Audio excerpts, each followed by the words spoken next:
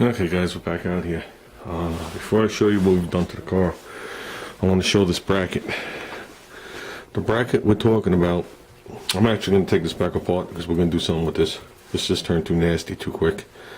Goes between the pump, then there's the bracket to tension it, and this bracket. And it just goes on the studs right between it. It just slips right over. There's an opening for this line to stick through. And the bump goes into here, and that's it, and it's hooked to the actual pump. So like I said, we will be taking that back apart probably pretty soon, because I want to get all this on the car. I gotta figure out the fuel pump situation. I think I gotta clock it back with 2 holes. So now I'll show you what I've done. We got the box in the car. Okay, that's what I'm talking about. This line comes out here. It's definitely going to hit the radiator hose. The inlet line down here, if I go to 90, I will just miss the box, but that's ridiculous. I got a big gaping hole back here under everything, so I might as well clock this back like 2 holes and sneak it all up there. So if I bring it around the front, it's going to hit the radiator hose. The radiator hose is going to come and rub right here like it does on my car and come around. We have clearance between here and the rag joint. That's good enough.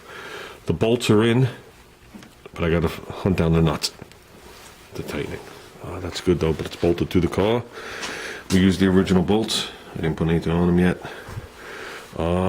With that, now bear in mind these frame rails still aren't clean from us sanding. There's all the dust on there. Got the idler arm in. Okay, I used the 2 grade 8 bolts that we hoisted the car with because they were the same size. I might as well reuse them. They were the same size and length. But I used the original locking nuts that they had, the crush nuts. Coming out here, we have low control arms are in, spindle knuckles, everything's in. Tie rods are in but not adjusted. Okay, the outer tie rods came painted already. We painted the inside, the sleeves are turnable. They're just sitting there. So they're apparently way off. Because the toe out is unbelievable. So I equaled them as I put them in, so when I turn them they'll suck in together. We got it on both sides. There's another view of it. Then with that, after it's done, I can lay some rags in here and just hit the collars and the remaining threads of the tie rod end, and we should be good. So I set the low control arms just straight up and down. The eccentrics are sanded, unpainted. They will be painted at the end. You can just see that one pass the oil filter. We still got those oil lines hanging down. But yeah, the eccentric is right to the left of the blurry spot.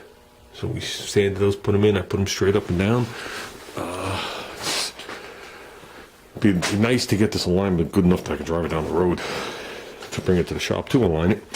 So obviously the toe's way out.